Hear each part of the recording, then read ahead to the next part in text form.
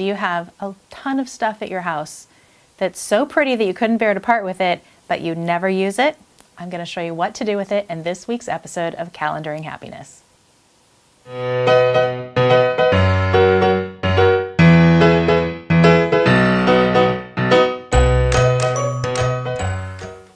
Hi, I'm Melissa Ashwood, and in this episode of Calendaring Happiness, we're looking at the pleasure of home.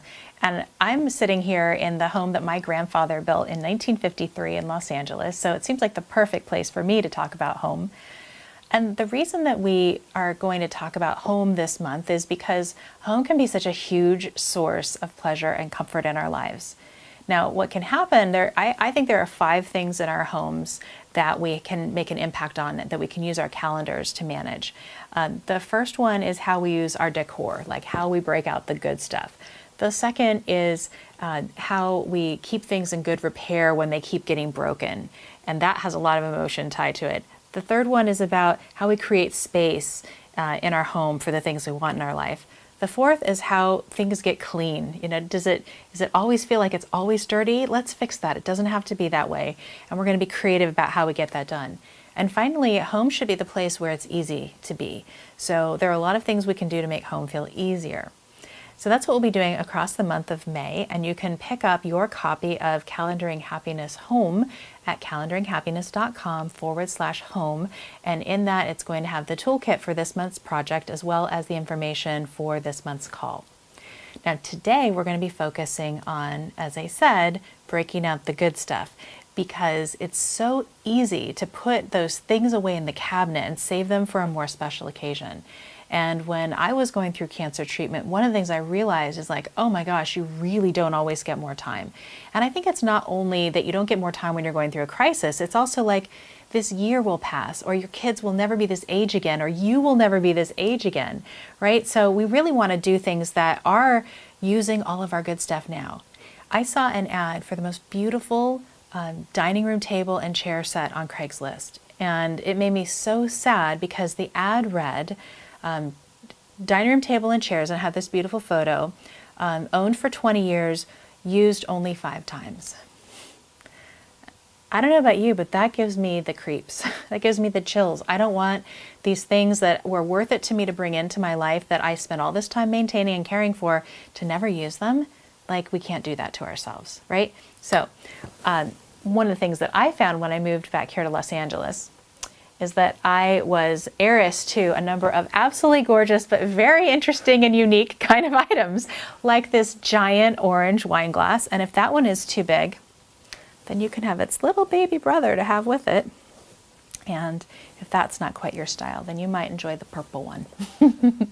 So what I found in looking at all these gorgeous things is that if I was going to keep them, instead of donate them or give them to someone else, then I needed to make sure I was using them. And this was clear in no bigger way than the china, because it turned out that between all of my family members and myself, all the china had collected here in this house. And believe it or not, in total, there were 18 sets of china. So you're looking at the world's biggest china heiress. And what was, so I used the layer method, and if you happen to have a bunch of china, or you have a bunch of candles, or you have a bunch of something, you're going to want to use the layer method to go ahead and put that layer into your calendar. So what was really cool about these 18 sets for me is that felt super overwhelming. Like, how would I ever use them, right? But when I put it into the calendar, it was okay, because first of all, I broke them into 3 separate sets. So there was the pottery, and the fancy, and the specialty stuff. And so like in the specialty stuff, there was this beautiful set of like gorgeous Chinese china. Wouldn't this be so fun to just order Chinese and it's like an instant party? Put out your dishes, have your Chinese food, nothing more to do. Easiest party ever. And if you're thinking, oh, I wish that all my grandparents had left me a bunch of china, you're in luck, because an entire generation has been getting rid of all these things in their home, and you can easily pick up something gorgeous at a garage sale. So don't let the fact that you don't have, 10 years of Downton Abbey behind you to limit your imagination, right? For a small price, you too can have Chinese food on fancy china set. Now, what was also, when I looked at my treasure map, my rules, I had 3 rules for myself about this china project. The first one was that I had to be able to access that china if I was going to keep it. Like, it had to be easy to reach. There had to be some in the kitchen, some here in the dining room, and everything else had to be somewhere else. And the second thing was that I didn't want to have to change it constantly. Like, that would not work. If I had to change this out every single month, like, But what I realized is that naturally, some china is perfect for spring, and some's perfect for summer, and some's, Christmas plates in winter. And I put it on a quarterly calendar, so I only had to change it 3 or 4 times a year. And what that meant when it came time for that season is that when it was Easter, like, I knew exactly what plate, and it was sitting right here in the dining room ready. I didn't have to do anything. So that was really fun and made me feel very Martha Stewart-esque to be able to have that thing exactly where I wanted it.